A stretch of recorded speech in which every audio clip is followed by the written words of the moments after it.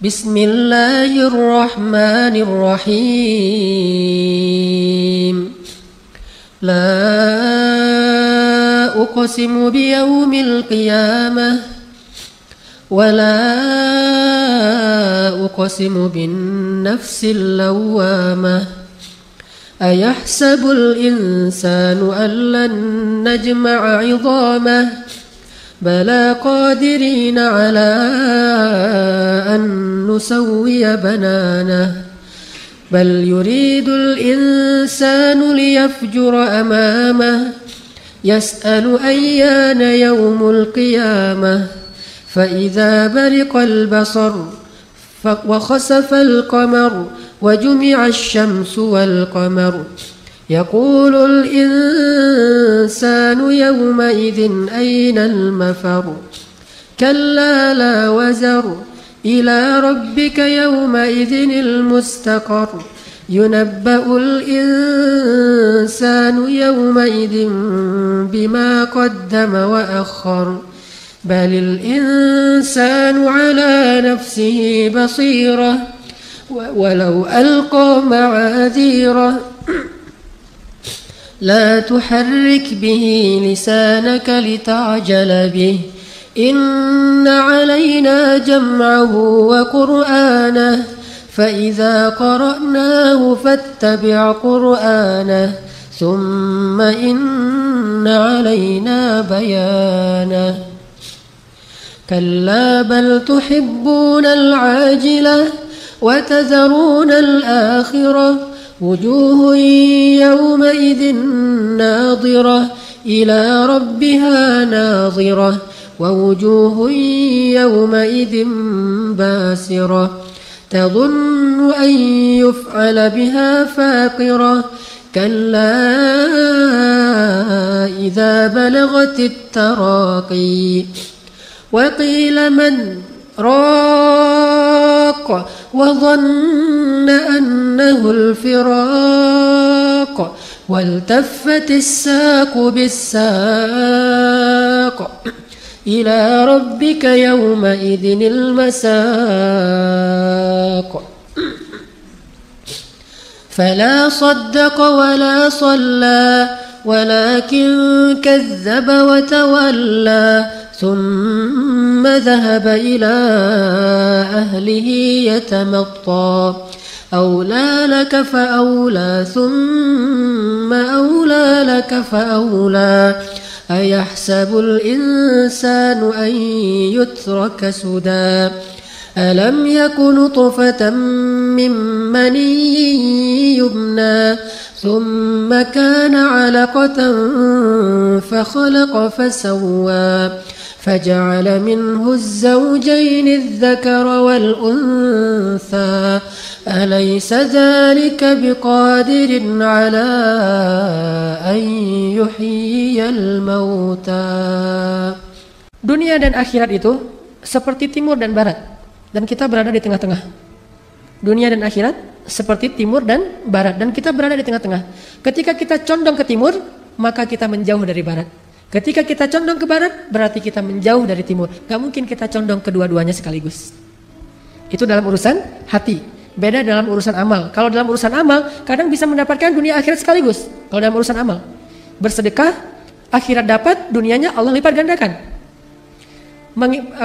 Memberi nafkah, bekerja untuk memberi nafkah kepada keluarga, dunia dapat harta, akhirat itu pahalanya lebih besar daripada pahala infak fisabilillah. Kalau niatnya nafkah keluarga. Kalau dalam amal, dunia akhirat itu bisa jalan berbarengan. Tapi kalau dalam urusan hati, nggak bisa.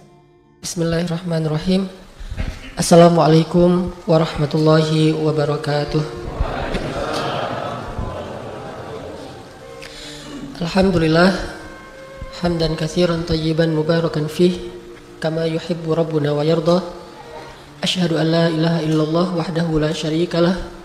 Wa asyhadu anna Muhammadan abduhu wa rasuluh la nabiyya ba'dah. Allahumma salli wa sallim wa barik ala Muhammadin wa ala alihi wa sahbihi ajma'in.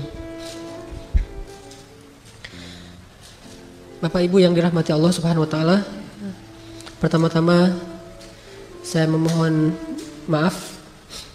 Saya karena belum tahu kondisi di masjid ini, Sebetulnya saya pribadi juga sedang menjalankan qunut nazilah di sholat berjamaah yang saya lakukan, cuman khawatir salah, jadi tadi saya mungkin belum berkoordinasi. Tapi tidak apa-apa, kita tutup dengan doa nanti di akhir majelis untuk saudara-saudara kita di Aleppo, Rohingya, Palestina dan di seluruh dunia.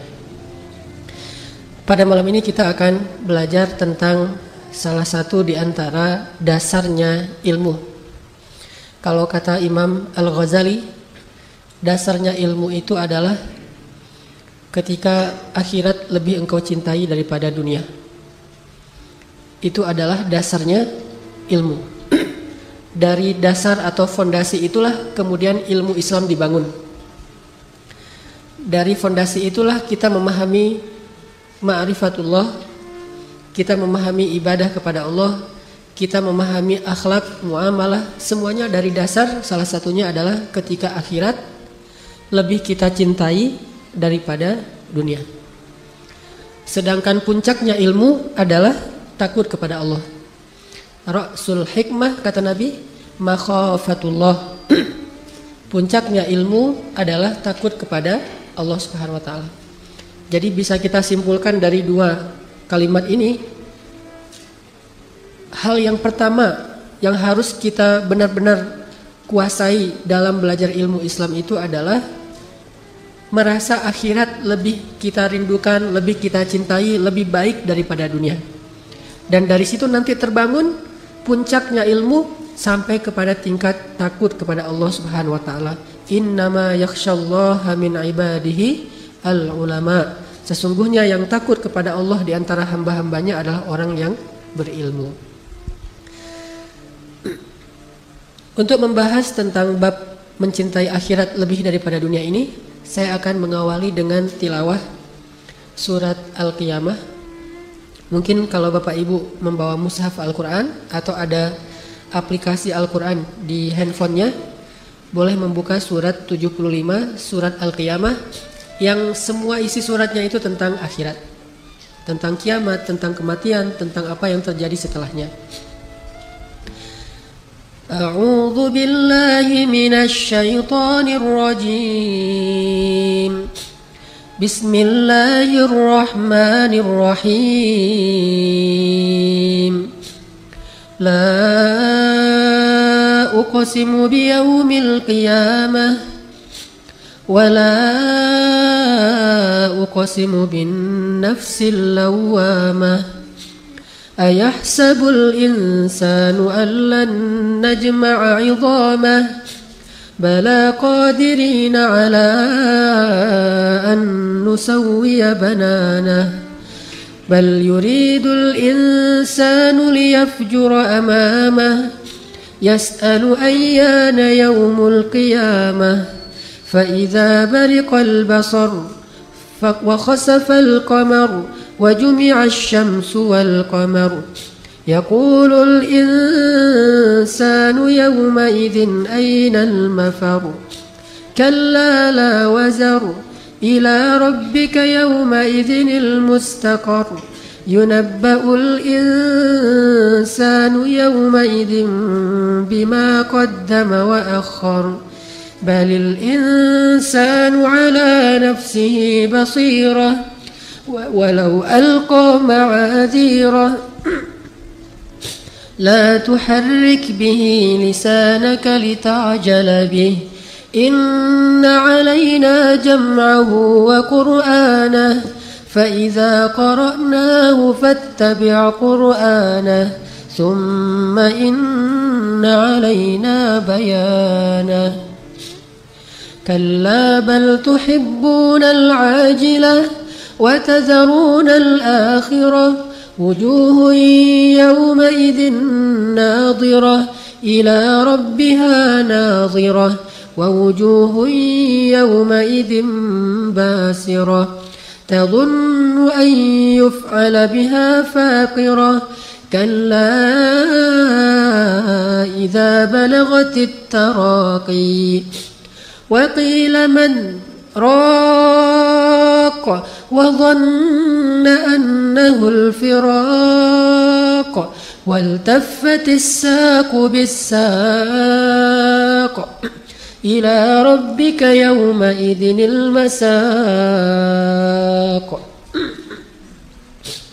فلا صدق ولا صلى ولكن كذب وتولى ثم ذهب إلى أهله يتمطى أولى لك فأولى ثم أولى لك فأولى أيحسب الإنسان أن يترك سدى ألم يك نطفة من مني يمنى ثم كان علقة فخلق فسوى فجعل منه الزوجين الذكر والأنثى أليس ذلك بقادر على أن يحيي الموتى Sadaqallahul Azim.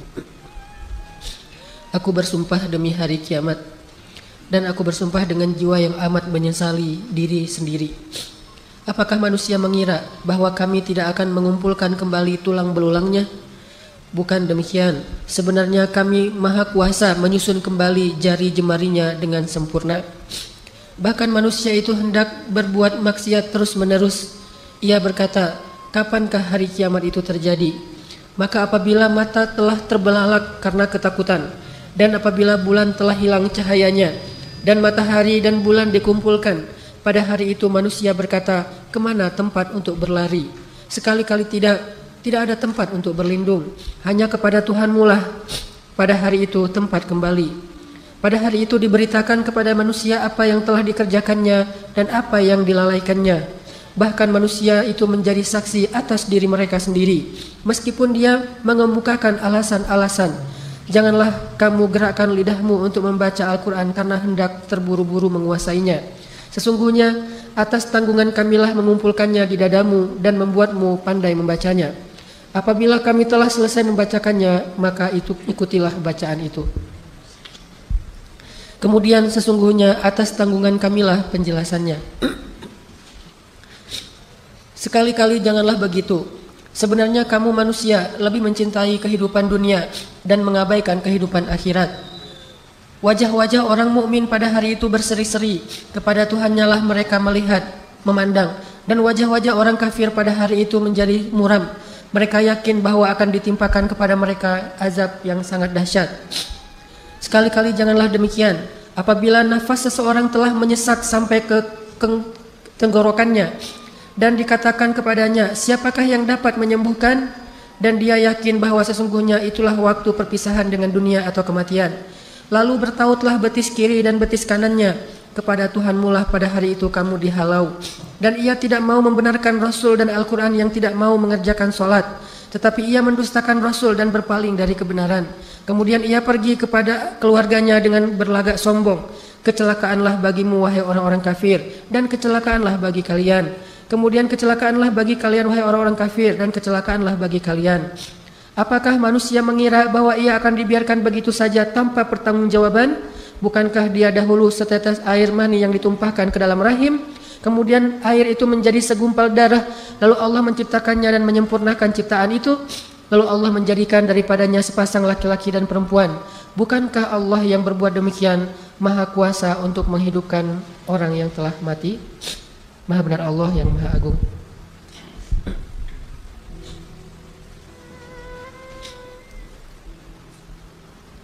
Jamaah yang dirahmati Allah Subhanahu wa taala, kita perlu belajar dan mengajarkan kepada keluarga kita tentang kehidupan akhirat itu lebih penting, lebih lama, lebih abadi, lebih bahaya, lebih indah, lebih dahsyat daripada kehidupan dunia. Ini salah satu materi pendidikan yang harus serius kita pelajari dan kita ajarkan kepada keluarga kita, terutama kepada anak-anak kita. Karena dari pemahaman dasar inilah kita akan bisa mudah mengajak keluarga kita kepada amal-amal soleh. Orang akan mudah beramal soleh kalau amal solehnya itu didasari atas kecintaan kepada akhirat. Tapi akan terasa sangat berat beramal soleh kalau amal solehnya itu didasari atas hitung-hitungan dunia. Jadi anak kita kalau disuruh sholat berat, mungkin dia belum paham tentang nikmatnya akhirat dan bahayanya juga akhirat bagi orang yang sholat dan yang meninggalkan sholat. Sehingga perlu kita tanamkan sampai menjadi perasaan dan keyakinan dalam hati keluarga kita, dalam hati kita masing-masing, bahwa semua yang kita lakukan di dunia ini nanti akan dimintai pertanggungjawaban di akhirat. Dan itu konkret, bahwa kita yang di akhirat nanti adalah kita yang sekarang di dunia, bukan mimpi, bukan cuma ruh, cuma pindah tempat, pindah waktu, tapi diri kitanya sama. Itu mirip seperti kalau kita sekarang pergi ke Mekah, tempatnya berubah, waktunya berubah, tapi diri kitanya masih sama. Memori kita masih terbawa, sehingga kita masih ingat dengan keluarga kita di kampung, kita kangen dengan mereka, kita telepon mereka, hanya pindah tempat saja. Yang mungkin waktunya berubah sedikit, berbeda 4 jam. Kalau di sini sudah siang, di sana mungkin masih pagi. Berubah waktu, berubah tempat, tetapi diri kita sama, tidak ada yang berubah. Begitu juga akhirat, hanya berubah tempat, namanya bukan lagi dunia, tetapi akhirat. Berubah waktu, bukan lagi 24 jam dalam sehari, tetapi siangnya selama-lamanya. Cuman diri kita itu sama persis, tidak ada yang berubah kecuali karena amal-amal kita. Berubah menjadi lebih baik fisik kita karena amal soleh kita, atau berubah menjadi buruk fisik kita karena amal dosa-dosa kita. Tapi diri kita masih sama. Sehingga di dalam Al-Quran, di banyak ayat disebutkan tentang bagaimana nanti di akhirat orang itu memorinya, hafalannya tuh masih kebawa dengan apa yang terjadi di dunia. Banyak ayatnya. Salah satunya adalah yang paling mungkin populer itu di surat Al-Baqarah. Wabashshiril ladzina amanu wa 'amilus solihati anna lahum جنات تجري من تحتها الأنهار كلما رزقوا منها من ثمرة رزقا قالوا هذا الذي رزقنا من قبل وأتوا به متشابها. Setiap kali mereka dikasih buah-buahan di dalam surga, mereka bilang ini seperti buah-buahan yang kita makan di dunia. Berarti memorinya masih sama, dia masih ingat buah pisang yang dia makan di dunia. Karena di surga juga ada buah pisang. Korma yang dia makan di bulan Ramadan selama di dunia, karena di surga juga ada korma. Delima yang dia makan, apalagi kalau lagi pulang umroh, di surga juga ada delima. Cuma durian saja yang mungkin tidak ada, beda, nggak disebutkan di Al-Quran. Allahu a'lam. Yang jelas dia akan membandingkan. Kullama ruziqu minha min thamaratir rizqan qalu hadzal ladzi ruziqna min qabl. Ini seperti buah yang kita makan di dunia. Wa utubihi mutasyabiha. Tetapi Allah tidak sama memberikan buah di surga dengan di dunia. Hanya mirip, tetapi rasanya jauh lebih nikmat. Ini artinya diri kita yang di akhirat nanti sama dengan diri kita yang di dunia. Bahkan di surat-surat yang lain nanti kita akan membaca kalimat-kalimat saling menghujat di padang mahsyar. Wa barazu lillahi jami'a فقال الضعفاء للذين استكبروا إنا كنا لكم تبعا فهل أنتم مغنون عنا من عذاب الله من شيء. Nanti di padang mahsyar para pengikut atau orang-orang yang selama ini senantiasa ikut-ikutan akan berkata kepada idola-idola mereka, pemimpin-pemimpin mereka, orang yang mereka ikuti. Mereka berkata, dulu kami di dunia senantiasa mengikuti kalian. Maka bisakah hari ini kalian menyelamatkan kami? Berarti masih kenal dengan orang-orang yang selama ini dia berinteraksi di dunia. Nih anak-anak muda, kalau yang senang main sosial media, ada Instagram. Kita nge-following nih. Nge-follow misalnya artis, nge-follow selebriti, nge-follow orang-orang yang mungkin kalau muslim masih oke lah, sekedar silaturahim. Tetapi ini jelas-jelas seorang artis, selebriti yang dia citranya adalah citra kufur kepada Allah. Banyak berbuat dosa, baik dosa yang diadegankan dalam film atau dosa dalam kehidupan sehari-hari. Begitu juga dengan statement-statement dia kepada agama Allah. Kita nge-follow dia. Begitu dia nge-posting, kita nge-like, kita ikut-ikutan merepost, kita ikut-ikutan gaya dia. Kalau dia bikin begini, kita begini juga. Kalau dia bikin gini, kita satanik ikut-ikutan, kita pakai pakaian dengan simbol-simbol dia, following, kita ngikutin terus kepada apa yang dia lakukan. Nanti di akhirat, semua yang kita lakukan di dunia ini akan kita jadikan sebagai hujjah. Inna kunna lakum tab'a. Kami di dunia senantiasa nge-follow kalian kalau bahasa Instagram. Kami ini followers. Saya followers kamu. Saya selalu nge-like apapun yang kamu posting.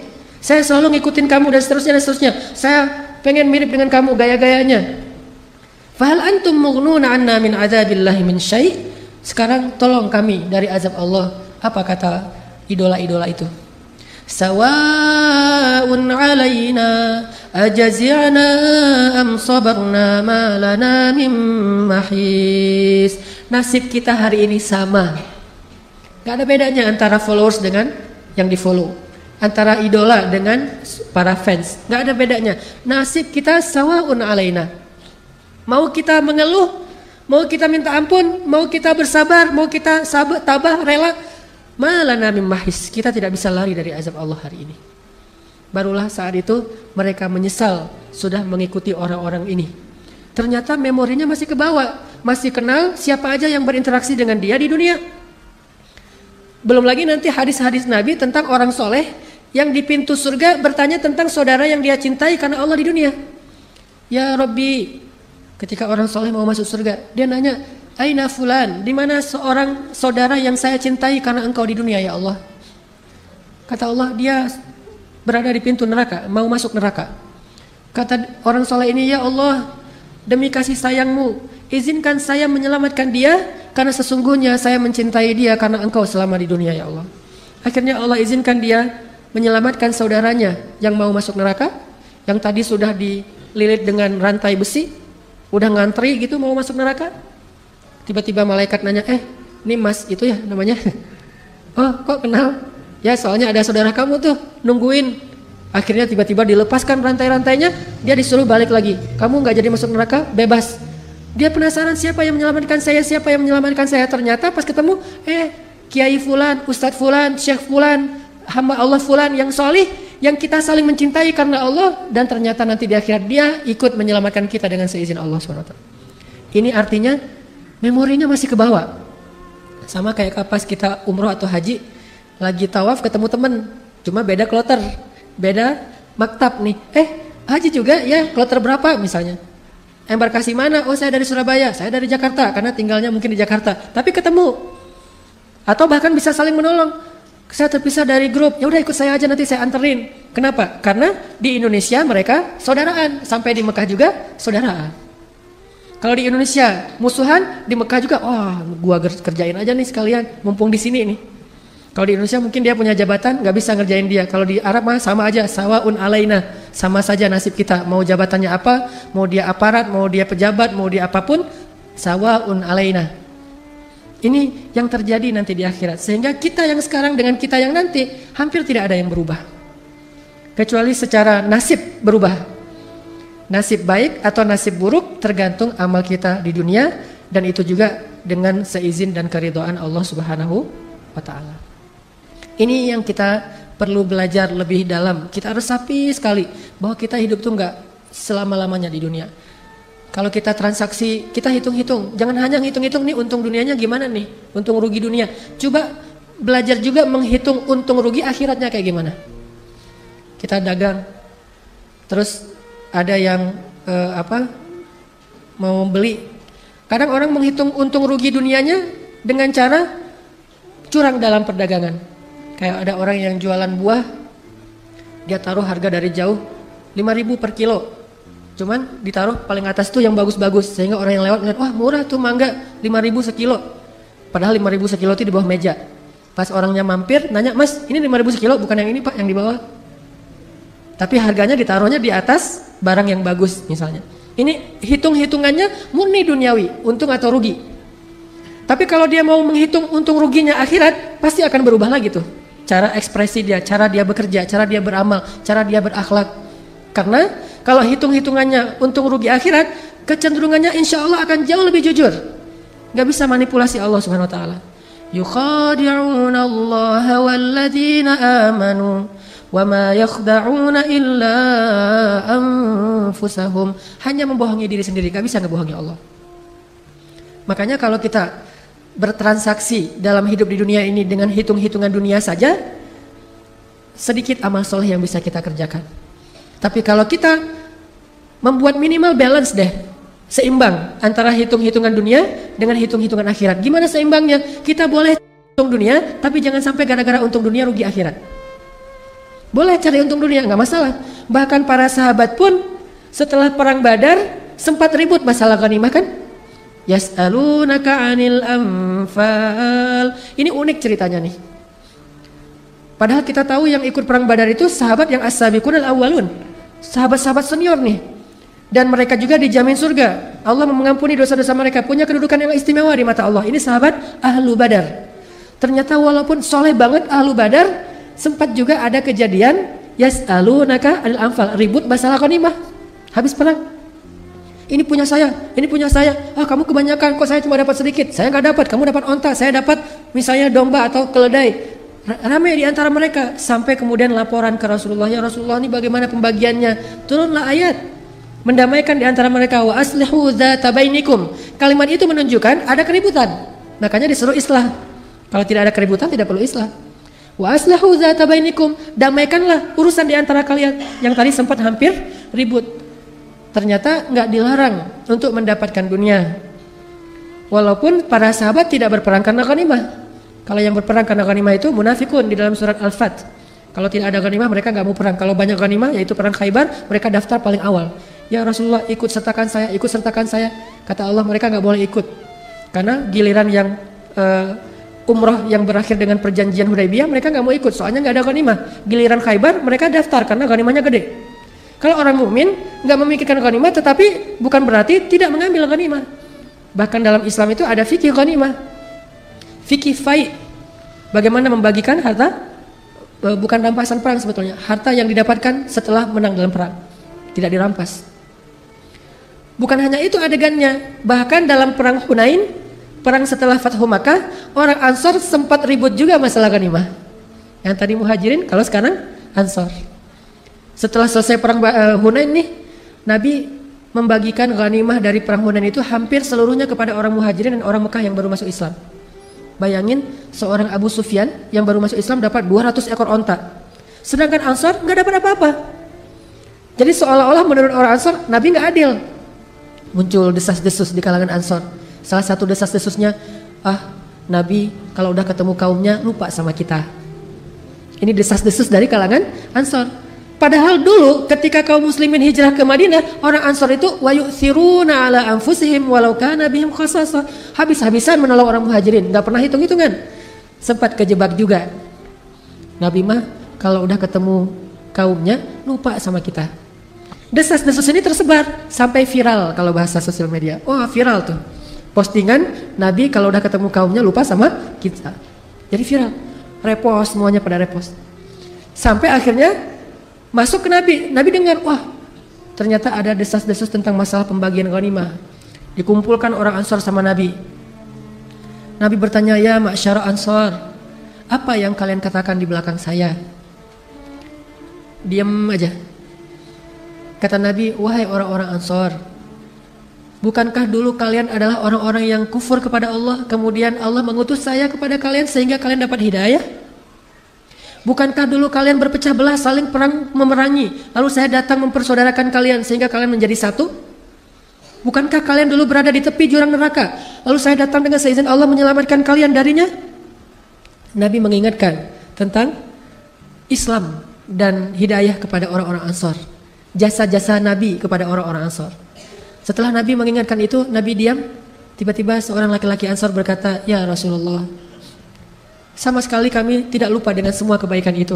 Kami sangat bersyukur kepada Allah dan berterima kasih kepada engkau ya Rasulullah atas semua nikmat yang besar itu. Tapi ya Rasulullah, kata orang Ansor, bukankah dulu engkau sendiri datang kepada kami lalu kami menjadi keluargamu? Dibalas nih. Lalu kami menjadi keluargamu? Bukankah engkau terusir lalu kami memberikan kampung halaman baru untukmu? Bukankah engkau dulu dalam keadaan diperangi lalu kami menolongmu ya Rasulullah? Bahkan banyak dari kami yang gugur demi membela engkau ya Rasulullah. Sehingga mereka juga merasa kami juga punya hak ya Rasulullah untuk dapat ghanimah sebagaimana orang Muhajirin dan orang Mekah. Baru kemudian Nabi tiba-tiba menawarkan sesuatu yang lebih besar daripada ghanimah. Apa kata Nabi? Wahai orang Ansor, relakah kalian jika orang-orang Mekah itu pulang ke negerinya dengan membawa sampah-sampah dunia, dan kalian kembali ke negeri kalian dengan membawa Allah dan Rasul. Ini tawaran ketika berbenturan antara dunia dan akhirat. Relakah kalian jika orang Mekah itu kembali ke negerinya dengan membawa sampah-sampah dunia, sedangkan kalian kembali dengan membawa Allah dan Rasul? Semua orang Ansar menangis. Baru mereka sadar kalau udah Allah dan Rasul mah udah gak ada bandingannya. Ayyakunallahu wa rasuluhu ahabba ilaihi mimma siwahuma. Mencintai Allah dan Rasul lebih dari apapun juga. Baru ketika Nabi menawarkan demikian, mereka bilang, kami ridho dengan Allah dan Rasul. Ya sudah ya Rasulullah, tidak apa-apa, biarkan mereka bawa sampah-sampah dunia, yang penting kami dapat Allah dan Rasul. Baru Nabi mendoakan, ya Allah, rahmati Ansar. Wahai kaum Ansar, tempat hidup saya bersama kalian dan tempat mati saya pun bersama kalian. Al-mahya mahyakum wal mamat mamatkum. Tempat hidup saya bersama kalian, tempat mati saya bersama kalian. Kembalilah Rasulullah ke Madinah. Ini bagaimana Rasulullah menanamkan cinta akhirat lebih besar daripada cinta dunia kepada para sahabat. Tapi bukan berarti mereka tidak mendapatkan dunia sama sekali. Makanya nanti ada fikih waris dalam Islam, ada fikih dagang dalam Islam, bahkan ada fikih ghanimah dan fai dalam Islam, ada mahar dalam Islam. Apakah ketika seorang perempuan diberikan mahar untuk menikah dengan seorang laki-laki berarti dia cinta dunia dan menjadikan pernikahan di atas landasan duniawi? Bukan. Makanya dalam Islam, umat Islam itu tidak dilarang menjadi kaya raya, tidak dilarang menggenggam dunia dan seisinya. Yang dilarang itu mencintai dunia. Dilarang itu taruh dunia di hati, itu yang dilarang. Tapi kalau taruh dunia di genggaman, nggak dilarang. Kita naruh dunia sebanyak apapun di genggaman kita, nggak dilarang dalam Islam. Yang dilarang naruh dunia di dalam hati.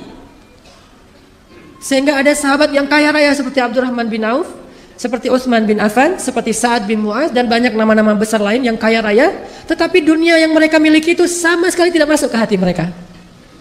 Yang sulit tuh kayak gitu Bapak Ibu, punya dunia tapi tidak ada di hati. Ini susah. Malah banyak orang yang gak punya dunia di tangannya tapi di hatinya banyak. Secara zahir dia gak punya apa-apa, tetapi secara batin dia punya banyak sekali keinginan-keinginan duniawi yang membuat dia dengki kepada orang yang punya. Itu kan yang terjadi di bangsa kita. Bangsa kita mungkin orang yang tidak sulit-sulit amat hidupnya seperti di Palestina, di Gaza, apalagi sekarang Aleppo, Suriah, Myanmar, di Rohingya. Tetapi ngeluhnya bahkan kadang melebihi mereka. Kurang ini, kurang itu, segala macam. Melebihi orang-orang yang benar-benar dunianya itu hampir tidak punya apa-apa. Bahkan diambil dari kehidupan mereka sebagian besar dunia. Kenapa? Ini bukan masalah apa yang kita dapatkan dan apa yang kita tidak dapatkan, tapi masalah apakah dunia itu sampai ke dalam hati kita atau hanya di tenggaman kita saja. Kalau udah di hati kita, itu penyakit. Hubbud dunia. Yang dilarang itu hubbud dunia, bukan memiliki dunia. Bahkan orang Islam yang punya dunia lalu dia pakai untuk fi sabilillah, itu punya keutamaan yang khusus di mata Allah. Sampai di antara sahabat dulu tuh ada adegannya. Sahabat-sahabat yang miskin demo. Itu pernah dulu di zaman Rasul, sahabat-sahabat yang miskin, kalau bahasa sekarang mah demo ke Rasul. Datang satu kelompok sahabat miskin namanya Ahlus Suffah, datang menemui Rasulullah terus mengatakan, "Ya Rasulullah, dhahaba ahlud duthuri bil ujur." Ya Rasulullah, orang kaya sudah memborong pahala. Orang kaya memborong pahala. Kata Nabi, "Kaifa dzalik?" Gimana caranya orang kaya memborong pahala? Kata orang miskin, "Kalau kami sholat, mereka sholat. Kalau kami puasa, mereka puasa. Tapi kalau mereka sedekah, kami tidak bisa sedekah. Sehingga mereka memborong banyak pahala." Jadi dulu kecemburuan orang miskin kepada orang kaya bukan kekayaannya, tetapi amal soleh dengan kekayaan itu. Kan la hasada illa fitnatain. Gak boleh kita cemburu kecuali terhadap dua orang. Yang pertama orang yang berilmu dan mengajarkan ilmunya. Yang kedua orang yang berharta dan menginfakkan hartanya. Sehingga orang miskin demo karena cemburu kepada orang kaya yang bisa beramal dengan harta mereka. Zahaba ahlud duthuri bil ujur. Ya Rasulullah, orang kaya sudah memborong pahala. Kami sholat, mereka sholat, kami puasa, mereka puasa, mereka sedekah, kami tidak bisa sedekah. Kemudian Nabi mengatakan, setiap senyum itu sedekah, setiap ucapan yang baik itu sedekah. Kemudian setiap tasbih itu sedekah, setiap tahmid itu sedekah, setiap takbir dan tahlil itu sedekah. Oh, bisa sedekah dengan kata-kata yang baik, bisa tersenyum, bisa sedekah, memindahkan diri dari jalan bisa sedekah. Oh ya. Tapi lama-lama mikir juga, kalau gitu orang kaya juga bisa ya Rasulullah. Baru Rasulullah mengatakan, janganlah kalian cemburu terhadap karunia Allah kepada sebagian kalian yang tidak diberikan kepada sebagian yang lain. Tapi tahukah kita doa Nabi? Ya Allah, hidupkan saya sebagai orang miskin, matikan saya sebagai orang miskin, dan bangkitkan saya bersama orang miskin. Berani gak sih kita doa kayak gitu? Berat ya? Kalau ngomong, oh saya gak cinta dunia, ya udah ayo kita doa sekarang bareng-bareng gitu. Ya Allah, hidupkan saya sebagai orang miskin. Kayaknya belum kuat tuh, belum berani kayaknya doa gitu ya. Mending kita doa, ya Allah gak apa-apa deh kaya tapi masuk surga gitu. Itu paling aman. Kalau Nabi sampai memilih, saking gak ada nilainya dunia bagi beliau, sampai memilih, ya Allah hidupkan saya sebagai orang miskin, dan gak pernah mengeluh dengan kemiskinan. Matikan saya sebagai orang miskin, dan tidak masalah dengan itu. Khadijah pun walaupun hidupnya sebagai orang kaya, meninggalnya dalam keadaan fakir bahkan, gak punya warisan apa-apa. Dan bangkitkan saya bersama orang miskin, karena orang miskin masuk surga 500 tahun lebih dulu daripada orang kaya. Tapi kalau orang kaya yang dermawan masuk surga, surganya jauh lebih tinggi daripada orang miskin. Ini kan pilihan ya. Jadi orang kaya, oh surganya nanti kalau saya dermawan lebih tinggi. Jadi orang miskin, tapi kan saya lebih duluan masuk surganya. Ini sama-sama punya keistimewaan. Makanya bagi kaum muslimin, dunia itu gak masalah. Abdurrahman bin Auf yang kaya raya, sedikit pun dunia tidak ada di hatinya. Satu hari istri-istri Abdurrahman bin Auf menghidangkan makanan berbuka puasa untuk Abdurrahman. Macam-macam varian menunya. Ada daging kambing, ada ayam, ada segala macam. Wah, rotinya dengan bermacam ragam. Ketika Abdurrahman melihat hidangan yang sangat berlimpah, Abdurrahman menitikkan air mata, nangis. Lalu istrinya bertanya, "Ma yubkika? Apa yang membuat kamu menangis?" Abdurrahman mengatakan, "Ada orang yang lebih soleh dari saya, tetapi meninggalnya tidak punya kain kafan, kecuali sehelai selimut kecil, yang kalau ditutup kepalanya kelihatan kakinya, yang ditutup kakinya kelihatan kepalanya. Dia adalah Mus'ab bin Umair dan Hamzah bin Abdul Muthalib. Mereka berdua lebih soleh dari saya, tetapi hidupnya susah. Mungkin kesolehan mereka itu Allah ingin balas di akhirat saja, tidak di dunia. Sedangkan saya yang gak lebih soleh dari mereka, mungkin amal saya yang sedikit sudah dibalas di dunia dengan berlimpah, terus dapat jatah apa saya nanti di akhirat? Ya Allah ampunkanlah saya." Coba gitulah Abdurrahman bin Auf. Kalau kita mungkin, wah Rabbi akraman, Tuhan saya tuh baik banget sama saya, dikasih harta yang berlimpah. Kalau Abdurrahman bin Auf menangisi kekayaannya. Ada gak sih sekarang orang yang sedih, nangis, terus temennya nanya, "Kenapa nangis mas?" "Ya kok saya kaya ya?" Nangis kayak teh. Ada nggak orang sekarang gara-gara kaya nangis? Yang banyak gara-gara miskin nangis, ini gara-gara kaya. Sedih aja nih orang kaya. Naiknya mobil mewah Alphard, di dalam mobil apa wajahnya wajah orang yang sedih terus. Ditanya sama supirnya, "Pak, kenapa sedih terus?" "Ya saya naiknya kok Alphard ya." Gitu. Bukan naik misalnya motor biasa atau sepeda ontel. Kok naiknya Alphard? Kenapa bukan naik becak? Kayak ada orang naik onta yang onta merah yang harganya satu ekor onta 500 juta. Naik onta sedih, kenapa? "Saya kok naiknya onta merah ya, bukan keledai," gitu. Ini sedikit sekali orang yang bisa seperti Abdurrahman bin Auf. Hartanya berlimpah, tetapi itu hanya di genggamannya, tidak ada sedikit pun di dalam hatinya. Untuk bisa seperti itu kita butuh latihan. Cara latihannya kita belajar betapa akhirat itu lebih baik daripada dunia. Kalau udah yakin akhirat lebih baik daripada dunia, semuanya akan mudah. Ada kisah yang saya selalu terngiang-ngiang tentang dua orang sahabat, dua-duanya senior nih. Yang satu namanya Abu Lubabah, yang satu namanya Abu Dahdah. Abu Lubabah punya pohon kurma satu-satunya dan itu subur banget pohon kurmanya, tumbuh di sebelah rumah anak yatim. Sehingga dia agak miring sedikit pohon kurmanya dan tumbuh di sebelah rumah anak yatim. Zaman dulu rumah orang Arab kalau orang miskin mah tidak ada atap. Jadi terbuka gitu, atap langit. Karena pohon kurmanya rindang, sehingga kalau buah-buah kurma itu jatuh, ada juga yang jatuh ke dalam rumah anak yatim. Dan anak yatim itu ketika ada yang jatuh ke dalam rumahnya, namanya anak kecil, diambil jadi cemilan. Jadi kalau anak sekarang permen, dulu mah kurma, makan sama anak yatim. Abu Lubabah tahu ternyata buah kurmanya ada yang dimakan sama anak yatim yang jatuh ke dalam rumah mereka. Akhirnya Abu Lubabah mengadu kepada Rasulullah, ngelaporin anak yatim. "Ya Rasulullah, itu anak-anak pada ngambil kurma saya dan saya nggak rela." Dipanggil, Rasulullah nggak tahu kalau itu anak yatim. Ketika dipanggil menghadap ke Rasul, ditanya, "Kenapa kalian makan?" "Oh, kami kira kami punya hak di situ, soalnya kami anak yatim." Baru Rasulullah tahu ternyata itu anak yatim. Langsung Nabi mengatakan kepada Abu Lubabah, "Ya Abu Lubabah, maukah kamu punya pohon kurma di surga?" "Gimana caranya ya Rasulullah?"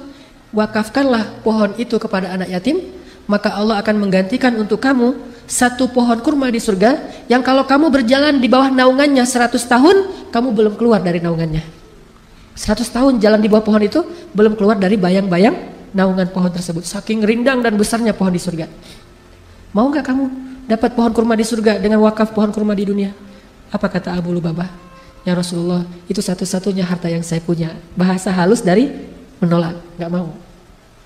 Rasulullah juga tidak marah, tidak memaksa. La ikraha fiddin. Lagi pula bagaimanapun Abu Lubabah ini ahlu Badar loh. Ikut, dia veteran Badar.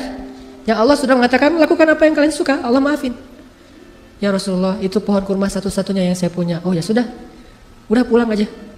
Begitu Abu Lubabah dan anak yatim pulang, Abu Dahdah datang. Abu Dahdah bilang, ya Rasulullah, saya tadi nguping mendengar percakapan engkau dengan Abu Lubabah. By the way, kalau bahasa kita ya.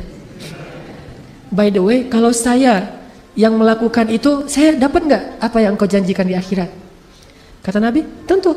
Kamu dapat apa yang Allah janjikan. Oh ya, assalamualaikum, waalaikumsalam. Pergi deh. Ngejar Abu Lubabah. Ya Aba Lubabah, ya Aba Lubabah. Abu Lubabah menoleh ke belakang. Ada apa ya Abu Dahdah? Kata Abu Dahdah, ya Abu Lubabah, kamu tahu nggak kebun kurma milik saya di Madinah? Kata Abu Lubabah, siapa yang tidak tahu kebun kurma milik Abu Dahdah? Di dalamnya ada 600 pohon kurma. Mata airnya jernih mengalir terus menerus. Bahkan ada vilanya di dalam, luas sekali. Kebun kurma yang paling subur, kualitas kurma terbaik di kota Madinah. Siapa yang nggak tahu? Memangnya kenapa? Kata Abu Dahdah, mau nggak kita tukaran? Tapi tukaran bahasa Indonesia ya, bukan bahasa Jawa. Kalau bahasa Jawa tukaran berantem. Mau nggak kita barter nih? Tukar guling. Kamu kasih pohon kurma kamu yang di sebelah rumah anak yatim ke saya, nanti saya kasih kebun saya untuk kamu dengan 600 pohon kurma. Ditukar. Kata Abu Lubabah, cius, kata kita mah. Beneran ini mah? Kata Abu Dahdah, bener. Oh boleh kalau gitu. Tadi ditawarkan surga, Abu Lubabah bilang itu harta satu-satunya yang saya miliki. Sekarang ditawarkan 600 pohon kurma Abu Dahdah, dia langsung mengatakan deal, setuju. Udah akad setuju. Kemudian Abu Dahdah datang ke pohon kurma tadi, bertemu dengan anak yatim dan mengatakan, wahai anak-anakku, mulai sekarang pohon ini milik kalian, makanlah sesuka kalian. Lalu Abu Dahdah membawa Abu Lubabah pulang ke kebunnya, dan di kebun itu dia melihat istrinya sedang mengumpulkan buah-buah kurma yang jatuh ke tanah bersama anaknya Abu Dahdah. Abu Dahdah berkata, wahai istriku, wahai anakku, keluarlah dari kebun ini. Istrinya bertanya, kenapa ya Abu Dahdah? Kebun ini sudah saya jual. Berapa kamu jual? Kepada siapa kamu menjualnya? Kata Abu Dahdah, saya menjualnya kepada Allah, dan Allah membayarnya dengan surga yang lebih baik daripada dunia. Apa kata istrinya? Rabah taya Abu Dahdah, itu baru untung wahai Abu Dahdah, itu baru untung. Keluar istrinya. Gak minta talak ya. Wah, ceraikan saya hari ini juga, pulangkan saya ke rumah orang tua saya. Enggak, ini istri yang soleha. Akhirat lebih dia cintai daripada dunia. Sehingga istrinya mensupport, dia mengikuti kata-kata suaminya. Itu baru untung wahai Abu Dahdah. Barakallah Abu Dahdah, barakallah. Lalu ketika Nabi mendengar apa yang dilakukan Abu Dahdah, Nabi mendoakan keberkahan bagi keluarga Abu Dahdah, dan Allah ganti nikmat di dunia dan di akhirat. Dia tetap menjadi orang kaya, tumbuh lagi hartanya berkah, dan di akhirat pun dia mendapatkan kebun-kebun kurma yang setahun dikelilingi oleh malaikat Jibril, belum bahkan keluar dari pinggirnya saja. Jadi pagarnya aja belum keluar, apalagi belum masuk ke pagarnya, apalagi sampai ke dalam pohon kebun kurmanya. Ini luasnya kebun kurma Abu Dahdah di dalam surga. Begitu mereka beramal menggunakan akad akhirat. Kuitansinya itu akhirat, yang tanda tangan Allah. Jadi buat kuitansi amal kita itu bukan hanya kuitansi yang ditandatangani oleh manusia, tapi buat kuitansi dalam tanda petik yang ditandatangani oleh Allah. Nih akad saya, ini dengan Allah akadnya. Kalau kita berakad dengan Allah, nggak mungkin rugi. Tijaratun lan tabur, nggak mungkin rugi berakad dengan Allah. Nggak ada, ini tanda tangannya salah nih, nggak sama antara satu kuitansi dengan kuitansi yang lain. Nggak ada yang kayak gituan. Allah yang menjadi saksi. Sehingga kalau kita berakad untuk Allah Subhanahu wa taala, idzan la yudayyakallah, Allah nggak akan mengecewakan kamu. Ini kisah yang bagi saya luar biasa, benar-benar terngiang-ngiang. Kok bisa Abu Dahdah merelakan 600 pohon kurma, dan satu pohon kurma itu Bapak Ibu kalau kita hitung, kalau sekali panen rata-rata satu pohon kurma itu menghasilkan sekitar 50, paling sedikit 50 kg kurma, bahkan bisa sampai 100 sampai 150 kg kurma. Satu pohon kurma 100 kg, dan kalau kurmanya kurma terbaik di atas ajwa, harganya 1 kilonya itu sekitar 300 real. hampir 1 juta, 1 kilo. Jadi satu pohon kurma sekali panen menghasilkan 50 juta. Bayangin 600 pohon kurma. 600 pohon kurma, miliaran itu sekali panen. 6 bulan sekali panen, miliaran. Dihadiahkan dan dia nggak punya apa-apa karena dia yakin di akhirat lebih baik dan nggak ada rasa kecewa, sedih atau kehilangan. Biasa aja. Istrinya pun menganggap bahwa kehilangan miliaran, tapi Allah ganti yang lebih baik di akhirat. Ini iman. Susah bisa seperti ini. Tapi kalau bisa sedikit saja mirip dengan ini, kita akan punya amalan-amalan yang jauh lebih baik daripada hanya berakad dengan kwitansi manusia. Belajar berakad dengan akhirat, biar Allah yang tanda tangan kwitansinya. Allah yang jadi saksi, malaikat yang jadi saksi. Kemudian la yudayyi'akallah, enggak mungkin kita akan kecewa. Ada lagi kalimat dari seorang imam para ulama, yaitu Imam Hasan Al-Basri, tabi'in, bahkan disebut dengan istilah imamnya para tabi'in. Kan tabi'in ini ada beberapa tokoh tabi'in yang terkenal. Ada sebaik-baik tabi'in adalah Uwais Al-Qarani. Kemudian pemimpin para tabi'in itu Ibnul Musayyib, Sa'id Ibnul Musayyib atau Musayyab, dan Hasan Al-Basri imam dalam kebijaksanaan. Apa kata Imam Hasan Al-Basri? Dunia dan akhirat itu seperti timur dan barat, dan kita berada di tengah-tengah. Dunia dan akhirat seperti timur dan barat, dan kita berada di tengah-tengah. Ketika kita condong ke timur, maka kita menjauh dari barat. Ketika kita condong ke barat, berarti kita menjauh dari timur. Gak mungkin kita condong kedua-duanya sekaligus. Itu dalam urusan hati. Beda dalam urusan amal. Kalau dalam urusan amal, kadang bisa mendapatkan dunia akhirat sekaligus. Kalau dalam urusan amal, bersedekah, akhirat dapat, dunianya Allah lipat gandakan. Memberi nafkah, bekerja untuk memberi nafkah kepada keluarga, dunia dapat harta, akhirat itu pahalanya lebih besar daripada pahala infak fisabilillah. Kalau niatnya nafkah keluarga. Kalau dalam amal, dunia akhirat itu bisa jalan berbarengan. Tapi kalau dalam urusan hati, nggak bisa. Hati itu tidak condong kecuali ke salah satu arah. Makanya Allah berfirman tentang bab adil dalam urusan perasaan, walan ta'dilu. Kalian nggak mungkin adil, walaupun kalian berusaha. Kalau urusan perasaan, nggak mungkin adil. Bahkan Nabi ketika ditanya siapa orang yang paling kau cintai, kata Nabi Aisyah. Tentunya karena Khadijah sudah wafat, yang sezaman maksudnya, yang hidup. Siapa orang yang paling kau cintai di antara yang hidup? Aisyah, kata Rasulullah. Padahal beliau punya Hafsah, Sofia, Maria, dan banyak nama-nama istri beliau. Tapi tetap kalau cinta, Aisyah yang paling dicintai. Tapi kalau nafkah, adil di antara semuanya. Sehingga setelah Nabi membagi-bagi nafkah kepada semua istri beliau, beliau mengangkat kedua tangannya mengatakan, ya Allah, inilah yang saya mampu adil. Maafkanlah saya jika ada yang saya tidak mampu adil. Itu perasaan. Begitu juga urusan dunia akhirat, nggak mungkin adil. Saya mah mencintai dunia dan akhirat itu proporsional, nggak bisa.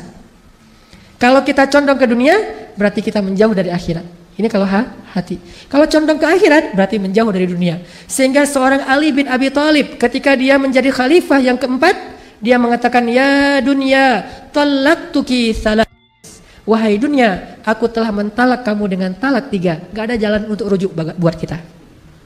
Jadi gak usah goda-godain saya. Kita udah gak bisa rujuk. Kecuali kamu nikah dulu, muter-muter, setelah itu dicerain baru datang ke saya lagi. Susah. Ya dunia, talaqtuki salas. Wahai dunia, saya sudah mentalak kamu dengan talak 3. Artinya, talak bila rujuk. Talak yang tidak bisa lagi rujuk. Ini urusan hati. Apakah kemudian setelah itu Ali gak makan? Makan. Tapi makannya pakai mulut, bukan pakai hati. Jadi jangan makan hati. Makannya pakai mulut, makan, kebutuhan.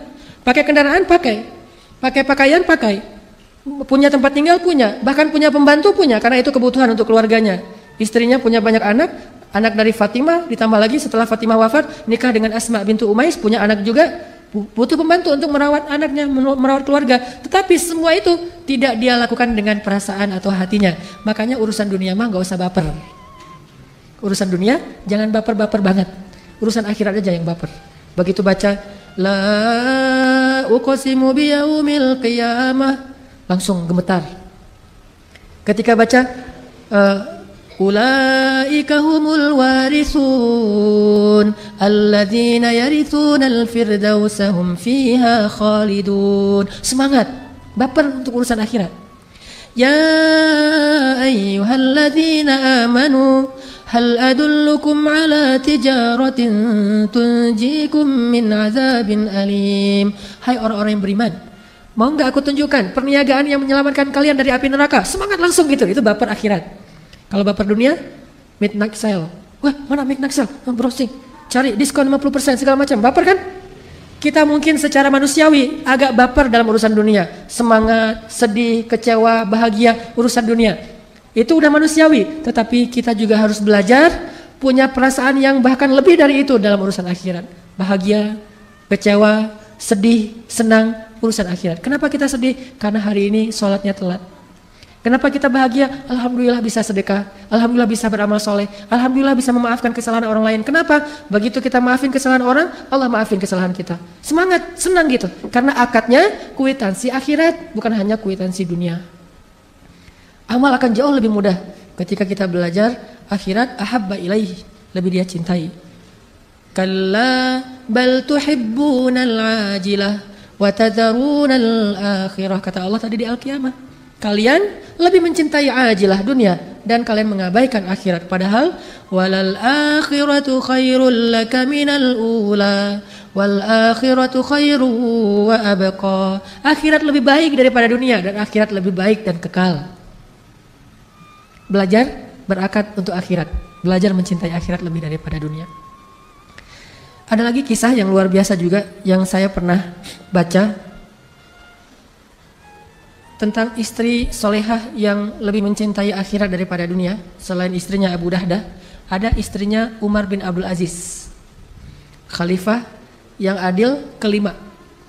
Kan Khulafaur Rasyidin dalam Islam itu ada 6, walaupun yang terkenal 4, Abu Bakar, Umar, Utsman, Ali. Nah yang kelimanya Umar bin Abdul Aziz. Dan yang keenamnya Nuruddin Zinki, gurunya Salahuddin Al-Ayyubi. Nah, Umar bin Abdul Aziz punya istri solehah banget, namanya Ummu Iyal, nama panggilannya. Nama aslinya Fatimah binti Abdul Malik. Abdul Malik itu kakaknya Abdul Aziz. Jadi Fatimah sama Umar sepupuan. Jadi nikah sepupu nih. Ketika Umar bin Abdul Aziz menjadi khalifah, dia sibuk mengurus umat. Umar bin Abdul Aziz melihat istrinya sedang memakai perhiasan warisan dari orang tuanya. Jadi Fatimah ini keturunan raja-raja, kakeknya raja Marwan, ayahnya raja Abdul Aziz, Abdul Malik, saudaranya raja, adiknya raja, kakaknya raja, suaminya raja. Jadi di sekelilingnya Fatimah raja semua itu secara bergiliran. Pertama kakeknya Marwan, itu raja Bani Umayyah. Kakeknya meninggal diganti dengan Abdul Malik, ayahnya itu juga raja. Pamannya gubernur Abdul Aziz, suaminya Umar bin Abdul Aziz raja juga. Kakaknya nanti setelah Umar bin Abdul Aziz raja juga, adiknya juga raja. Tinggal di istana, warisan dari keluarganya tuh banyak, emas, permata.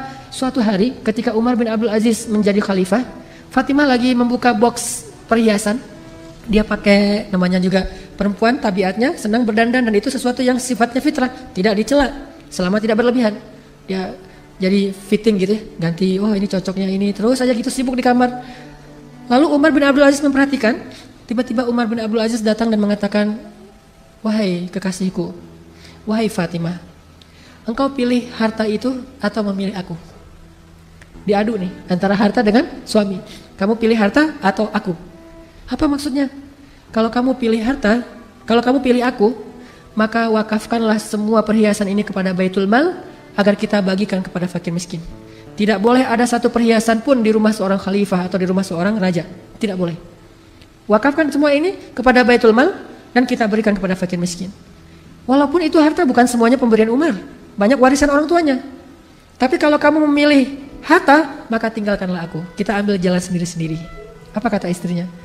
Wahai suamiku, tidak ada yang di dunia ini yang lebih aku cintai setelah Allah dan Rasul kecuali engkau. Sam'an wa ta'atan, sami'na wa ata'na. Diambil semuanya, masih ada di bawah tempat tidur. Oh ternyata masih ada lagi. Kumpulin semuanya, nginfakin, wakaf ke Baitul Mal. Sejak saat itu mereka jatuh miskin dan tidak punya apa-apa di rumah. Sampai bisa begitunya seorang istri Khalifah Ar-Rasyidin, sehingga dia digolongkan oleh para ulama termasuk perempuan yang paling ajaib dalam sejarah Islam. Ini karena akadnya akhirat. Lalu setelah Umar bin Abdul Aziz wafat karena diracun, hanya bertahan 2 tahun kepemimpinan Umar bin Abdul Aziz, diracun oleh pengkhianat, kemudian beliau wafat. Setelah beliau wafat, yang jadi raja berikutnya adiknya Fatimah. Waktu adiknya Fatimah jadi khalifah atau jadi raja, adiknya Fatimah datang ke rumah kakaknya, yaitu Fatimah. Dia bilang, kakak, mbak, dulu kan hartanya mbak itu diberikan kepada Baitul Mal. Belum saya bagi, masih saya simpan tuh. Kalau Mbak mau, saya balikin nih kepada Mbak. Harta-harta perhiasan Mbak yang dulu diberikan kepada Baitul Mal. Soalnya Umar bin Abdul Aziz sudah wafat. Dia mengatakan apa Fatimah? Ma'azallah. Dia mengeluarkan air mata, dia nangis. Ma'azallah. Saya tidak mencari akhirat karena Umar bin Abdul Aziz. Saya mencari akhirat karena Allah Subhanahu wa taala. Kalau saya menyembah Umar bin Abdul Aziz, sesungguhnya Umar Abdul Aziz telah wafat. Tapi kalau saya menyembah Allah, Allah hayyun la yamut, maha hidup dan tidak wafat. Gak mau dibalikin lagi. Ini cinta terhadap akhiratnya yang dia bangun untuk mencintai pasangannya, mencintai manusia, mencintai siapapun karena dia cinta kepada Allah dan meyakini akhirat lebih baik daripada dunia. Memang ajaib. Kalau kita nggak bisa persis kayak gitu, minimal kita belajar semangat seperti itu. Mungkin untuk bisa niru sahabat tabi'in sampai ke sekelas ini butuh waktu buat kita. Tetapi bukan berarti tidak perlu menyemangati diri kita untuk mengikuti mereka walaupun hanya 1% saja. Atau mungkin dari sekian urusan kita, dari 10 urusan kita, 7 diantaranya kita berakad dengan dunia, 3 diantaranya kita berakad dengan akhirat. Jangan sampai akhirat tidak dilibatkan sama sekali dalam hidup kita. Karena kalau akhirat tidak dilibatkan dalam urusan kita, nanti di akhirat kita menjadi orang yang paling miskin dan merugi. Kemana semua ini udah dibayarkan di dunia? Kemana semua amal-amal saya? Kan sudah dibayar di dunia. Maka menangislah seperti Abdurrahman bin Auf menangis karena dia takut amal-amal solehnya yang sedikit sudah Allah bayar di dunia sehingga tidak ada lagi jatah di akhirat. Terakhir saya ingin sharing tentang sedikit saja gambaran akhirat. Membahas akhirat ini Bapak Ibu panjang sekali. Kita butuh taklim sampai beberapa pertemuan karena adegan akhirat itu banyak. Kita ngebahas dunia aja nggak habis-habis apalagi ngebahas akhirat. Dunia cuma 60 tahun, akhirat selama-lamanya. Jadi kalau dunia aja nggak cukup waktu untuk kita bicarakan, apalagi akhirat. Satu saja adegan di akhirat tentang orang yang terakhir masuk surga. Ternyata kalau kita baca hadis tentang orang paling terakhir masuk surga, kita lihat dari grammarnya, ternyata orang yang paling terakhir masuk surga itu cowok, laki-laki, bukan perempuan. Berarti perempuan duluan. Yang paling terakhir masuk surga, laki-laki. Dan di belakang laki-laki ini tidak ada lagi orang yang bisa masuk surga. Berarti dia paling lama di neraka, kemudian dikeluarkan setelah dosa-dosanya sudah dibakar, diazab, maka dia masuk surga. Yang tersisa di neraka berarti kekal selama-lamanya di neraka. Ini antrian paling belakang nih. Mungkin bisa dibilang tidak punya amal soleh apapun di dunia kecuali hanya kalimat asyhadu an la ilaha illallah wa asyhadu anna muhammadar rasulullah. Enggak sholat, enggak puasa, enggak haji, enggak baca Quran, enggak ngapa-ngapain. Kalau perempuan mungkin enggak berhijab, banyak berbuat dosa, mungkin berzina, mungkin minum khamar, mungkin membunuh dan seterusnya. Cuman di hatinya masih ada la ilaha illallah muhammadar rasulullah. Cuma itu satu-satunya kebaikan dia, yang lain enggak ada. Sehingga diazab dulu dengan hisab dari Allah. Dia paling belakang masuk surganya. Begitu dia dikeluarkan dari api neraka, tubuhnya semuanya bekas-bekas luka dan udah rusak tubuhnya, rusak dihidupkan lagi, mati dihidupkan lagi, terus saja kayak gitu selama mungkin ribuan tahun di neraka. Begitu dia keluar dari api neraka, kemudian dia diberikan kesempatan untuk membersihkan diri di 2 telaga. Di telaga pertama dia mandi. Setelah dia mandi, tubuhnya berubah langsung. Tingginya setinggi Adam. Bapak Ibu tahu tingginya Nabi Adam berapa? 80 hasta. Dan ini 1 hasta, kurang lebih setengah meter. Berarti 80 hasta itu 40 meter. Itu tingginya Adam. Dan Nabi mengatakan manusia diciptakan dengan fisik terbaik, yaitu fisik Adam. Jadi yang ideal itu tinggi mah 40 meter, bukan 2 meter. 2 meter pemain basket gaya gitu ya. Ternyata yang lebih keren itu 40 meter, 35 sampai 40 meter. Jadi kalau kita ketemu Nabi Adam, mungkin gak sengaja nginjak kita, ini ada apa sih? Ternyata ada kita di bawah kakinya. Saking besarnya Nabi Adam dan kita kayak ngeliat raksasa. Tingginya setinggi Adam. Wajahnya seperti Yusuf. Gimana wajah Yusuf? Tahu Zayn Malik? Yang anak-anak, yang cewek-cewek? Gak tahu ya? Artis atau Justin Bieber? Gak ada apa-apanya dibandingkan dengan Yusuf. Orang kalau ngelihat Justin Bieber mungkin cuma melongo doang gitu. Tapi kalau ngelihat Yusuf sampai mengiris tangan pun gak berasa. Jadi zaman dulu mah kalau misalnya mau operasi atau bedah, nggak usah pakai bius, lihat aja wajah Yusuf langsung bedah. Ada luka, oh ini harus dibius dulu, jangan, panggil aja Yusuf. Pas Yusuf keluar, sampai selesai dijahit, kok nggak berasa ya? Karena ngelihat wajah Yusuf. Ini gantengnya tuh ganteng mukjizat, bukan ganteng normal. Sampai orang mengiris tangan di surat Yusuf disebutkan nggak berasa saking takjubnya dengan gantengnya Yusuf. Ini orang terakhir masuk surga ya, nggak tahu gimana yang pertama. Tingginya setinggi Adam, wajahnya seperti Yusuf, kekuatannya seperti Musa. Gimana kekuatan Musa? Ada orang-orang nggak sengaja mati. Kan yang di Mesir Ada orang Kipti berantem sama orang Yahudi, orang Bani Israel. Terus Musa diginiin doang. Kamu jangan kayak gitu. Mati kelompok-kelompok, hilang. Oh kenapa kamu KO di ronde pertama udah KO? Belum ditonjok, belum diapa-apain, cuma didorong aja. Musa juga heran, loh kenapa dia mati? Ini kalau kita tahu Mike Tyson dengan tinjunya atau Muhammad Ali, Musa di atasnya.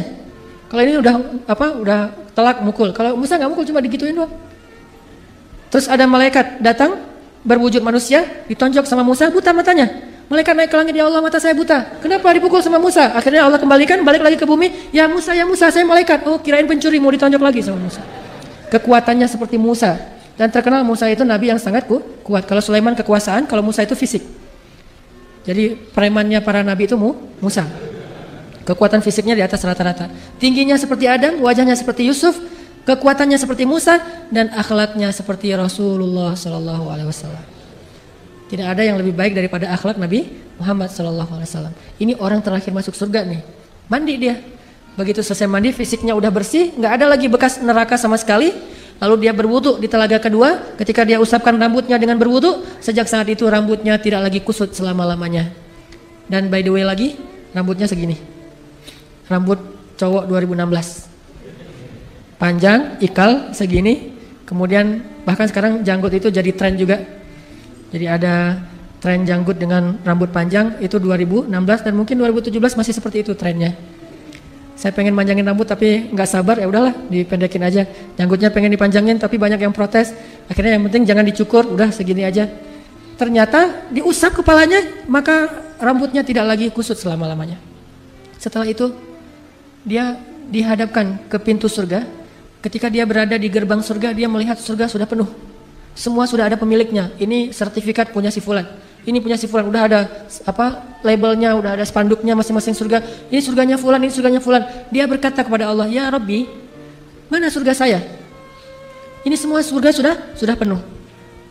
Lalu Allah menunjukkan sebuah surga dan Allah belum mengatakan itu punya siapa. Tiba-tiba dia melihat ada surga yang indah sekali, sebesar kerajaan bumi. Dia mengatakan, "Ya Allah, boleh enggak saya masuk ke dalam surga itu walaupun cuma di halamannya saja, bukan ke dalam istananya?" Kata Allah, "Nanti kalau kamu sudah berada di sana, kamu akan minta yang lain?" Kata dia, "Enggak ya Allah, itu mah saya satu aja. Yang penting bisa berada di halaman surga, cukup. Enggak perlu juga punya istana-istana." Saking indahnya surga. Kemudian Allah izinkan dia masuk beberapa langkah ke pelataran surga. Ketika dia berada di pelataran surga, dia melihat indahnya surga yang luar biasa. Dia keliling-keliling, dia lihat indah sekali. Dia mengatakan, "Ya Allah, ini surga siapa?" Kata Allah, "Itu surgamu wahai hambaku. Itu surgamu, kerajaan sebesar bumi." "Oh ini surga saya, alhamdulillah ya Allah engkau maha baik segala macam." Dia tinggal di surganya sebesar kerajaan bumi dan itu bukan tanah kosong yang harus dibangun dulu, cari tukang dulu, ntar tukangnya ngambek, ganti lagi tukang yang lain. Susah dunia teh. Dunia itu susah, nyari tukang, nggak cocok, akhirnya ganti lagi tukang yang lain. Bangun rumah yang 100 meter persegi aja, itu bisa bikin orang stroke. Banyak yang gara-gara bangun rumah meninggal itu banyak. Saya punya keluarga juga yang bangun rumah kegedean, nggak sesuai dengan budgetnya sekitar 700 juta, dia bangun rumah yang harga sekitar 2 miliar. Setengah jadi nggak sanggup melanjutkan, akhirnya stres, stroke, meninggal. Kemudian rumahnya dijual kepada orang lain dan hasilnya diwariskan kepada keluarganya. Dunia itu susah, bangun rumah aja susah. Akhirat Allah kasih bukan rumah, kerajaan yang di dalamnya ada segala fasilitas sebesar kerajaan di bumi. Itu untuk orang terakhir masuk surga, yang hampir nggak punya amal soleh apa-apa. Tapi tadi dia udah janji kan, nggak akan minta yang lain. Lagi kayak gitu tiba-tiba jalan-jalan ngelihat ada surga kosong nih. Kerajaan besar tapi nggak ada pemiliknya, dicari-cari sertifikatnya. Oh ternyata kosong, belum ada nama. Dia nanya ke Allah, "Ya Allah itu kerajaan siapa?" Kata Allah, "Emang kenapa mau?" Kata Allah, "Boleh nggak ya Allah saya minta satu lagi yang itu?" Kata Allah, "Katanya tadi nggak akan minta yang lain." "Ya ini mah yang terakhir ya Allah, nggak akan minta lagi setelah ini." Benar. Akhirnya kata Allah, "Ini adalah milikmu." Dikasih lagi surga 2 kali kerajaan bumi. Dia nikmati, setelah sekian tahun dia menemukan lagi ada surga yang lebih besar daripada 2 surga sebelumnya. "Ya Allah itu punya siapa?" "Memangnya kenapa?" Mau ya Allah. Katanya nggak akan minta lagi. "Ini yang terakhir ya Allah." Ini perangai orang yang terakhir masuk surga. Minta ini yang terakhir ya Allah, setelah ini saya nggak akan minta lagi. Benar. Kemudian Allah mengatakan, "Wahai hambaku, bukan hanya 3 surga ini yang akan aku berikan kepadamu. Kamu akan memiliki kerajaan 10 kali kerajaan di dunia." Baru dia raditu ya Rob, saya sudah ridho, saya puas sekarang ya Allah. Udah cukup. Daripada ngasih terus nggak sempat nikmatin, udah nikmatin aja dulu. Ini orang terakhir masuk surga, punya kerajaan 10 kali dunia. Gimana orang yang pertama atau yang pertengahan masuk surga? Orang yang was-sabiqun as-sabiqun. Orang yang di dunia berlomba-lomba dalam kebaikan, nanti di akhirat yang lebih dulu masuk surga. 70.000 orang yang masuk surga tanpa hisab, dan seterusnya dan seterusnya. Kalau yang terakhirnya aja kayak gini. Dan ibu-ibu nggak usah khawatir. Di surga, kalau kita ngerasa aduh mata saya ini nggak terlalu lebar, di surga semua perempuan matanya lebar. Makanya dalam bahasa Al-Quran, perempuan di surga itu disebut dengan istilah hurul ain, yang matanya besar, tapi sayu. Matanya besar tapi sayu, dan bulu matanya tuh lentik banget. Eyeshadow, dan kulitnya sangat putih, bening, sampai seolah-olah kalau dia minum air kelihatan air mengalir di lehernya. Woi, air ngalir gitu, mana? Saking beningnya. Kalau seorang perempuan surga mengeluarkan jarinya ke dunia, maka cahaya dari jarinya itu menutupi cahaya matahari. Dan di surga itu ibu-ibu ada pasar, ada mall. Kalau kita baca hadis tentang surga, aswak, ada banyak mall, dan mallnya itu one stop shopping. Selain beli baju segala macam, di situ juga ada pedikur, manikur, treat segala macam, ada spa. Sehingga disebutkan dalam hadis seorang perempuan yang masuk ke dalam pasar, lalu dia keluar dari pasar, ketika dia keluar dia lebih cantik daripada sebelum dia masuk ke pasar. Artinya di pasar itu didandanin habis-habisan. Dia dikasih hullah itu gaun 70 lapis, dan setiap lapisnya punya warna yang berbeda dengan warna yang lain. Mudah-mudahan semua kita punya semangat mengkaji tentang akhirat, karena kalau kita tahu bagaimana luar biasanya akhirat, kita akan lihat betapa dunia ini sebetulnya hanya setetes air dari ujung jarum yang dicelupkan dari lautan dibandingkan dengan akhirat yang samudra yang luas. Insyaallah bisa kita amalkan, yaitu dengan baca ayat-ayat dan hadis tentang akhirat, lalu kita coba belajar meyakininya, mengimaninya. Mudah-mudahan dengan demikian kita bisa beramal, akadnya bukan hanya kwitansi dunia tetapi juga kwitansi akhirat insyaallah. Itu aja yang bisa saya sampaikan. Mungkin langsung ditutup dengan doa. Bapak Ibu yang dirahmati Allah, usahakan setiap kali kita berdoa, jangan lupa mendoakan saudara-saudara kita di Gaza, di Aleppo atau Suriah, dan di Rohingya. Kalau orang mungkin ingin membantu kaum muslimin di sana dengan cara mengetuk pintu-pintu istana, diplomasi, politik, segala macam, maka ada yang lebih penting untuk kita ketuk, yaitu pintu langit. Kalau pintu istana ini adalah kemampuan diplomasi negara, kalau pintu langit itu dunia, Allah Rabbul Alamin. Makanya kalau kita nggak mampu mengetuk pintu-pintu para raja, kita bisa mengetuk pintu raja di atas segala raja. Dan pintu raja ini tidak sulit untuk diketuk, hanya dengan cara mengangkat kedua tangan, kita berdoa untuk kaum muslimin. Mudah-mudahan dengan demikian Allah segera memberikan pertolongan kepada kaum muslimin dengan kemenangan. Walaupun selama ini kita yakin Allah selalu menolong kaum muslimin dengan kesabaran, tetapi kita juga berharap Allah menolong dengan kemenangan kepada kaum muslimin dan kehancuran bagi orang-orang yang zalim. A'udzu billahi minasy syaithanir rajim. Bismillahirrahmanirrahim. Allahumma ighfir lana wa liwalidayna warhamhuma kama rabbayana shighara. Allahumma inna nas'aluka al-huda wat-tuqa wal-'afafa wal-ghina. Allahumma a'inna 'ala dzikrika wa syukrika wa husni ibadatik. ربنا آتنا من لدنك رحمة وهيئ لنا من أمرنا رشدا واجعل لنا من كل ضيق مخرجا ومن كل هم فرجا ومن كل عسر يسرا. اللهم انصر الإسلام والمسلمين.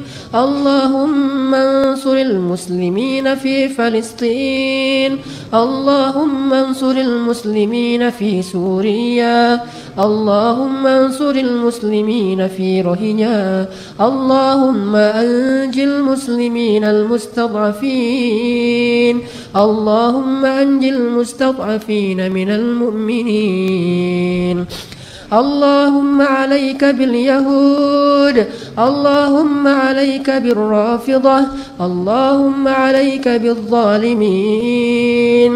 فانتقم منهم يا الله كما انتقموا منا يا الله فإنهم لا يعجزونك إنك على كل شيء قدير. اللهم اشدد وطأك عليهم يا الله واجعلها عليهم سنين كسني يوسف. اللهم العن كفرة من أهل الكتاب، اللهم العن كفرة من الرافضة، اللهم أهلكهم يا الله. اللهم إنا نسألك أن تحرر المسجد الأقصى المبارك من أيدي الغاصبين، أن تحرر المسجد الأقصى المبارك من أيدي اليهود. اللهم انصر المجاهدين، اللهم وحد صفوفهم وسدد رميهم واشفي جرحاهم وارحم شهداءهم. اللهم اشفي صدور المسلمين. اللهم اجعل بلدنا هذا إندونيسيا بلدا آمنا، وارزق أهله من الثمرات من آمن منهم يا رزاق. اللهم اهدي شباب المسلمين، اللهم استر عورات المسلمات، اللهم ألحقنا بالصالحين. ربنا هب لنا من أزواجنا وذرياتنا قرة أعين واجعلنا للمتقين إماما. اللهم أرنا عجائب قدرتك، أنت مولانا يا الله، ما لنا غيرك يا الله. قصدناك يا ربنا، قصدناك يا رب العالمين. Ya Allah ya Arhamar Rahimin, ampunkanlah dosa-dosa kami ya Allah, maafkanlah kesalahan-kesalahan ya Allah. Kami adalah manusia biasa, kami pelupa. Kadang kami membaca Al-Quran, tetapi tidak lama kemudian justru kami mengingkarinya, kami tidak mengamalkannya. Kadang kami membaca hadis, tetapi kami tidak menghiraukannya dalam amalan-amalan kami. Ampunkanlah dosa kami ya Allah. Janganlah Engkau murka kepada kami ya Allah, karena jika Engkau murka kepada kami, siapa lagi yang bisa berkasih sayang kepada kami selain Engkau ya Allah. Jika Engkau menutupi kami dari rahmat-Mu, siapa lagi yang bisa memberi kami rahmat ya Allah. Jika Engkau menghalangi kami dari kasih sayang-Mu, siapa lagi yang kami bisa harapkan kasih sayang-Mu, kasih sayangnya daripada Engkau ya Allah. Janganlah Engkau menutup hati kami ya Allah disebabkan dosa-dosa kami, karena tidak mungkin seseorang yang Engkau tutup hatinya kecuali akan celaka ya Allah. Ya Arhamar Rahimin, bantulah saudara-saudara kami di Palestina, bantulah saudara-saudara kami di Aleppo ya Allah. Jangan biarkan lebih lama lagi anak-anak yatim di sana menjerit, karena mereka sendiri tidak punya orang tua. Ada anak kecil yang ayahnya telah wafat tertimbun dengan gedung-gedung yang diruntuhkan dengan bom-bomnya orang-orang yang zalim. Ampunkanlah dosa kami, maafkanlah kami yang belum mampu menolong mereka, baru hanya bisa mendoakan mereka ya Allah. Bantulah saudara-saudara kami di Aleppo, keluarkanlah mereka dari kepungan-kepungan musuh-musuh kami ya Allah. Bantulah saudara-saudara kami di Rohingya, selamatkanlah mereka dari kezaliman orang-orang yang zalim di sana ya Allah. Pertemukanlah mereka dengan saudara-saudara mereka di seluruh dunia, di Indonesia, di Malaysia. Jangan biarkan mereka terkatung-katung di lautan ya Allah. Ya Arhamar Rahimin, bantulah saudara-saudara kami di Gaza. Engkau Maha Kuasa atas segala sesuatu. Tidak ada sedikit pun kemampuan bagi musuh-musuhmu untuk bisa menyeimbangi kebesaranmu ya Allah.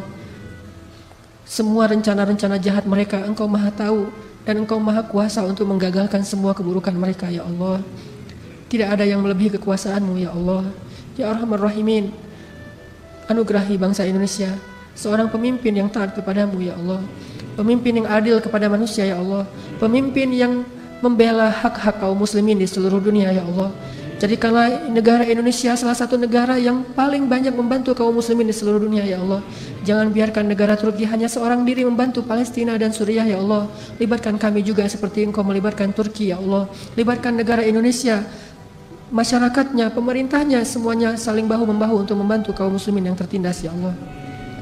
Ya Arhamar Rahimin, anugerahkanlah kepada kami pemuda-pemuda yang solih, pemuda-pemuda seperti Ashabul Kahfi, seperti Hawariyin, seperti Muhajirin dan Ansor. Berilah hidayah kepada pemuda-pemuda Indonesia. Jadikanlah kebangkitan Islam di Indonesia ini di tangan anak-anak muda ya Allah. Ya Arhamar Rahimin, anugerahkan untuk kami anak-anak yang soleh dan solehah, yang hafiz dan hafizah, yang mereka kelak menjadi anak-anak yang mendoakan orang tuanya setelah kami wafat ya Allah. Ya Arhamar Rahimin, beri kami kebaikan di dunia dan kebaikan di akhirat, dan jauhkan kami dari azab api neraka. Barakallahu li wa lakum. Subhanakallahumma wa bihamdika asyhadu an la ilaha illa anta astaghfiruka wa atubu ilaik.